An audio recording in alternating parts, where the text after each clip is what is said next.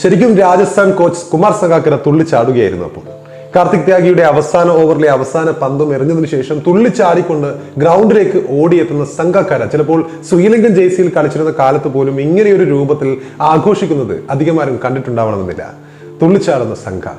ഇനി പഞ്ചാബിന്റെ ഡഗ്ഔട്ടിലാണെങ്കിൽ ആ സമയത്ത് അവരുടെ കോച്ചായിരുന്ന അനിൽ കുംബ്ലെയുടെ മുഖം പതിവ് പോലെ വലിഞ്ഞു മുറുകി നിൽക്കുന്നുണ്ടായിരുന്നു. ക്യാപ്റ്റൻ KL രാഹുൽ ആ സമയത്ത് തല താഴ്ത്തി ഇരിക്കുന്നുണ്ടായിരുന്നു. ഭാഗ്യമില്ലാത്ത ടീമെന്ന് മാത്രമേ പഞ്ചാബ് കിങ്സിനെ ആ സമയത്ത് വിശേഷിപ്പിക്കാറുണ്ടായിരുന്നുള്ളൂ ആരാധകർ. രാജസ്ഥാൻ റോയൽസിനെതിരായ ആ മത്സരത്തിൽ അനായാസ വിജയത്തിന് തൊട്ടടുത്ത് നിന്നാണ് KL രാഹുലും സംഘവും പഞ്ചാബ് സംഘവും ജയം കൈവിട്ട് കളഞ്ഞത്. അന്ന്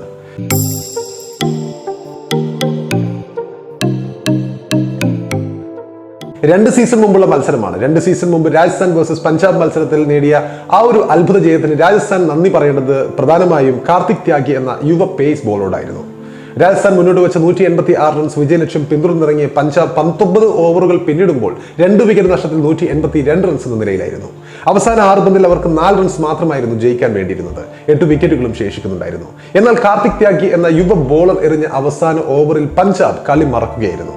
അവസാന ഓവറിൽ അന്ന് സ്ട്രൈക്ക് ചെയ്ത എയ്ഡൻ മാർട്ടത്തിന് ആദ്യ പന്തിൽ റൺസ് നേടാനായില്ല. ഇറ്റ്സ് എ ഡോട്ട് ബോൾ എന്ന് കമന്ററി പറയുന്നു.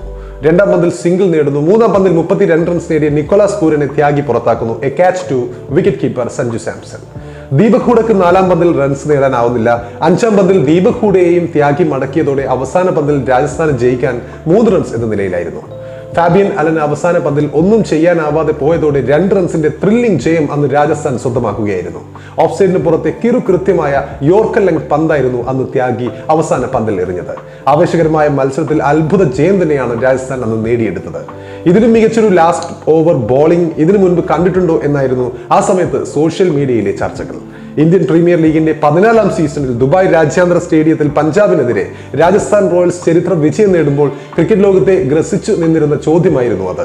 ഇതിലും മികച്ച രീതിയിൽ ലാസ്റ്റ് ഓവർ ഇനി എങ്ങനെയാണ് എറിയാനാവുക എന്ന ചോദ്യം. 19 ഓവറുകൾ നീണ്ട പഞ്ചാബിന്റെ അധ്വാനത്തെയാണ് അന്ന് ഒരൊറ്റ ഓവറിൽ കാർത്തിക് ത്യാഗി എന്ന 20 വയസ്സുകാരൻ നിഷ്ഫലമാക്കിയത്. താൻ കണ്ടിട്ടുള്ളതിൽ വെച്ച് ഏറ്റവും മികച്ച അവസാന ഓവർ എന്നാണ് ത്യാഗിയുടെ ബോളിങ്ങിന് അന്ന് മുൻ ഇംഗ്ലീഷ് താരം ഗ്രെയിം സ്വാൻ സർട്ടിഫിക്കറ്റ് നൽകിയത്. IPL ചരിത്രത്തിൽ 6 റൺസിൽ താഴെയുള്ള റൺസ് അവസാന ഓവറിൽ പ്രതിരോധിച്ച 3ാമത്തെ ബോളറായി മാറുകയായിരുന്നു അന്ന് കാർത്തിക് ത്യാഗി എന്ന യുവ ബോളർ. അന്ന് വെറും 20 വയസ്സ് മാത്രമേ അദ്ദേഹത്തിന് ഉണ്ടായിരുന്നുള്ളൂ എന്നുള്ളതാണ് ഏറ്റവും പ്രധാനപ്പെട്ട കാര്യം. ഇതുവരെ അന്താരാഷ്ട്ര അരങ്ങേറ്റം നടത്താതിരുന്ന താരമാണ് അന്താരാഷ്ട്ര ക്രിക്കറ്റിലെ സജീവ താരങ്ങളെ വിറപ്പിച്ച് അന്ന് കയ്യടി നേടിയത്.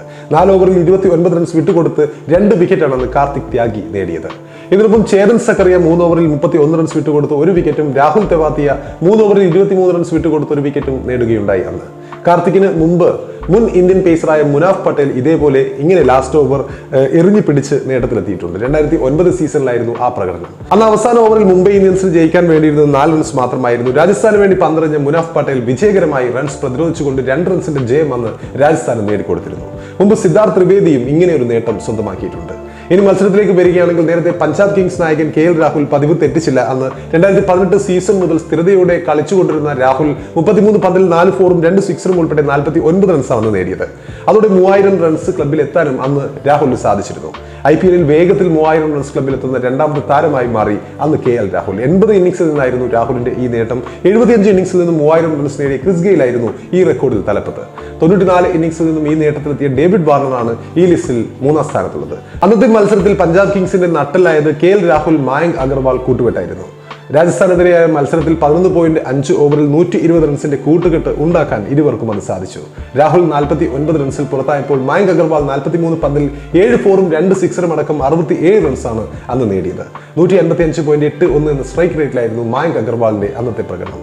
രാജസ്ഥാന്റെ 10 പേരെയും അന്ന് പുറത്താക്കിയത് പഞ്ചാബിന്റെ ഇന്ത്യൻ ബോളർമാരായിരുന്നു. അന്ന് മുഹമ്മദ് ഷമി 4 ഓവറിൽ 21 റൺസ് വിട്ടുകൊടുത്ത് 3 വിക്കറ്റ് വീഴ്ത്തിയപ്പോൾ ഇഷാൻ പോറൽ 4 ഓവറിൽ 39 റൺസ് വിട്ടുകൊടുത്ത് 1 വിക്കറ്റും വീഴ്ത്തുകയുണ്ടായി.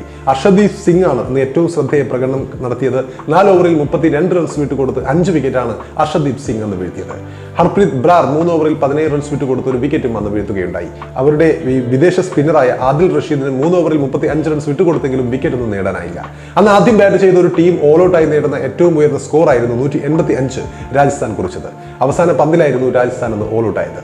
അപ്പോൾ ആ പോരാട്ടത്തിൽ അവിശ്വസനീയമായ വിജയം നേടിയെങ്കിലും രാജസ്ഥാൻ റോയൽസ് അന്ന് അവരുടെ ക്യാപ്റ്റൻ സഞ്ജു സാംസണിൽ നിന്നും കനത്ത പിഴ ഈടാക്കി IPL സംഘാടകർ. കുറഞ്ഞ ഓവർ നിരക്കിന്റെ പേരിലായിരുന്നു സഞ്ജുവിന് അന്ന് ശിക്ഷ കിട്ടിയത്. ഓവറുകൾ നിശ്ചിത സമയത്ത് എറിഞ്ഞു തീർക്കാത്തതിൽ 12 ലക്ഷം രൂപയാണ് അന്ന് സഞ്ജുവിൽ നിന്നും പിഴയായി IPLന്റെ ഭരണ കമ്മിറ്റി ഈടാക്കിയത്. ആ സീസണിൽ രാജസ്ഥാൻ ഇത്തരമൊരു പിഴവ് വരുത്തുന്നത് ആദ്യമായതിനാലാണ് ശിക്ഷ 12 ലക്ഷത്തിൽ ഒതുക്കുന്നതെന്ന് IPL അധികൃതർ അന്ന് നടത്തിയ പ്രസ്താവനയിൽ വ്യക്തമാക്കുകയും ചെയ്തു. അപ്പോൾ ആ ഒരു മത്സരം അറിയപ്പെടുന്നത് ഇന്നും കാർത്തിക് ത്യാഗി എന്ന യുവ ബോളർ എറിഞ്ഞ അവസാന ഓവറിന്റെ പേരിലാണ്.